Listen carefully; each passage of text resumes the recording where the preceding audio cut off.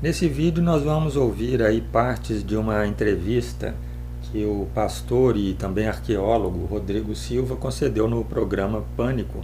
E vamos fazer alguns comentários sobre o que ele falou, mas principalmente sobre coisas que o Emílio Surita, apresentador do programa, colocou assim num tom meio de levantar dúvidas sobre a autenticidade do direito das pessoas de duvidarem e quererem provas para acreditar nessas coisas religiosas. Está aqui o nosso querido Rodrigo Silva, está aqui o livro, best-seller, Ceticismo da Fé. Você sempre precisa de um conceito para acreditar. Boa. Você precisa ouvir uma história e Deus não é isso. Não. Deus não é uma ideia. Deus não é algo que alguém bolou. Deus é Deus. Simplesmente Deus. Quem acredita em Deus sabe o que é Deus. Autenticidade do direito das pessoas de duvidarem e quererem provas para acreditar nessas coisas religiosas. O pessoal parece que gosta de dar à crença religiosa um aspecto melhor do que o que é a realidade. O que desmente isso que o Emílio falou a respeito de que Deus não precisa de uma história é o fato de o culto a Deus ser sempre baseado em livros que contam histórias de contatos que teriam havido no passado com Deus. E o que desmente a parte que ele disse que quem crê em Deus sabe o que é Deus, não está baseado num conceito, é que entre os religiosos não existe consenso sobre o que é Deus. Ou seja, cada um tem um conceito diferente. Boa. Só que o que acontece? Professor Samidana, por exemplo, questiona. Ele questiona. Ele fala, muito. não, mas eu quero as provas. Até então, o que estava no livro sagrado do nosso querido Davi, do rei Davi, todo mundo falava, não tem prova. Tá no Cadê? Livro. Precisou ir um arqueólogo em 95 escavar, achar o negócio para ele acreditar. Ele falou, agora sim eu acredito. Agora tenho provas. Por que isso, Rodrigo? Porque as pessoas não saem acreditando em qualquer história, só porque está num livro que é tido como sagrado. Ele ainda fala como se fosse um absurdo a pessoa querer provas para acreditar, né? Mas eu entendo, sem querer fazer jogo de comadre aqui, até o título do livro é um paradoxo, Ceticismo da Fé. Porque, por incrível que pareça, eu como crente sou talvez o mais cético que tem aqui. Essa questão, por exemplo, que você falou. 91, um grande epigrafista da França chamado André Lemaire descobriu na Estela de Mecha, que é um artefato que está lá no Museu do Louvre, que havia a expressão Beit David. Mas aí é uma expressão que significa a dinastia de Davi. Resultado, o cara foi escrachado na Sorbonne, porque falar que o rei Davi existiu era uma coisa tão sem sentido, como se eu falasse agora aqui que eu sou terraplanista. Um ano depois, ele descobriu na cidade de Dan, na verdade não foi ele, foi a secretária, mas sempre a fama fica pro arqueólogo, uma inscrição do período do 8º século com o Beit David. Tentaram de todo jeito desacreditar a coisa.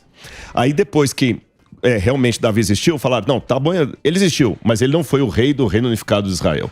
Então ele está querendo contar essa história aí para dizer como que do lado dos ateístas também existe uma fé.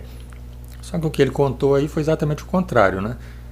Ele contou que no primeiro momento não quiseram aceitar a existência de Davi, mas que depois com uma prova mudaram um pouco a ideia e com a segunda prova passaram a aceitar. Isso é um exemplo de que a opinião dos ateístas muda.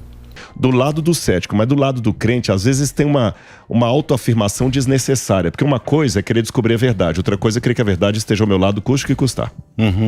Essa é uma advertência que vale para ambos os lados da discussão. Porque você também é arqueólogo, né? Sou arqueólogo. Pois é, então ele também estaria procurando provas desnecessárias. Você está dos dois lados do... dos dois lados. Até quando falo os dois lados, a gente tem que entender também que criou-se uma falsa dicotomia, que você tem o religioso de um lado e a ciência do outro. Perfeito. E isso é falso. Eu não estou bem convencido se é falso. Eu sei que existem pessoas que tentam conciliar as duas coisas, ou que está de um lado e é bastante razoável em entender o posicionamento do outro lado, mas pode-se dizer que isso é uma minoria. Eu acho que, no geral, pode-se entender como ciência e religião, de certa forma, antagônicas ou pelo menos muito distantes. não está presente na prática religiosa cotidiana a investigação científica, a busca com o embasamento científico. A religião justamente se caracteriza por ser uma área que apresenta explicações que estão fora daquilo que é conhecido. As explicações religiosas, elas sempre precisam ser sobrenaturais, porque senão não é religião. As pessoas, para cultuarem os personagens, os personagens religiosos, precisam dizer que ou são santos, ou são profetas, ou tiveram contato direto com Deus. Não se cultuam pessoas comuns que não tenham nenhum traço de sobrenaturalidade. Outra coisa, aquela Eva mitocondrial, que foi outra pesquisa, tá na Bíblia. Torá. Tá na Torá, a gente estudou Gênesis e tal, tá lá. Não, isso é uma balela tal.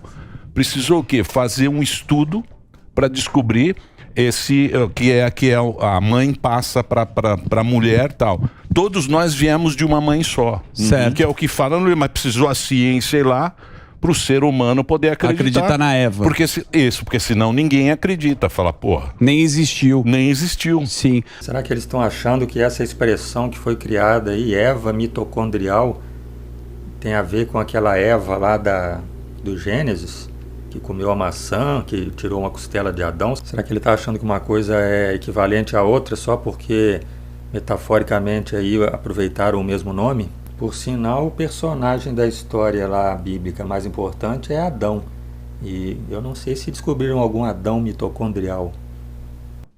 Quem disse aqui é o Fábio Augusto Darius. Ele indica para quem realmente tem esse pensamento, que é a maioria do pessoal de hoje em dia, né? É esse pensamento. Ele precisa de prova para tudo. Mas se você for olhar, é um ledo engano achar que a Bíblia é um livro que dispensa as provas. A Bíblia foi o livro que mais me incentivou a questionar. O Emílio está tão fundamentalista que até o pastor está discordando dele. Deus fala para Israel assim: ponham-me à prova se eu sou Deus ou se eu não sou. No livro de Isaías fala: vinde, arrazoemos. Jesus Cristo foi o maior questionador. Quando eu cheguei aqui...